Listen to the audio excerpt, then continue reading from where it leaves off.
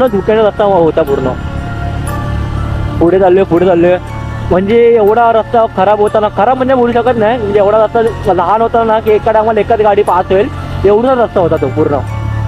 आणि त्याच्यानंतर मग पुढे गेलो आणि आम्ही अक्षरशः ना जो रोड होता ना पूर्ण तो आम्ही पूर्ण म्हणजे गुगल मॅपचं जे टर्निंग असतात ना त्याच्यावर मी स्वतःची गाडी चालवतो. म्हणजे जे लेफ्ट टर्न असेल तर लेफ्ट मला समोर दिसत पण नाही की समोर टर्न कुठला लेफ्ट आहे की राईट आहे. मी तो गुगल मॅपच्या ह्याच्यावरती बघत होतो. आणि आमच्यामध्ये थोडे होते येडे कमजिमावाले होते.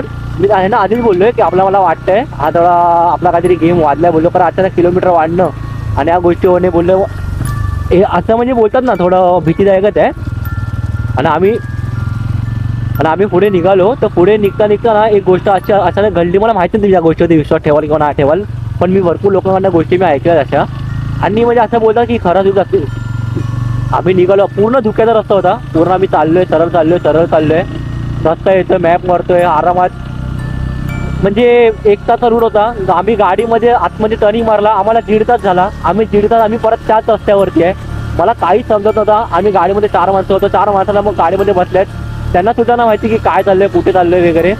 जेव्हा आम्ही समोर गेलो अचानक तो धुक्याचा रस्ता होता ना मित्रांनो, तो धुक्याचा रस्ता डायरेक्ट संपला आणि लाईनीमध्ये सर्व गायी लाईनीमध्ये बसलेल्या. आता मी काय बोलतोय, माझं म्हणणं तरी काय की जर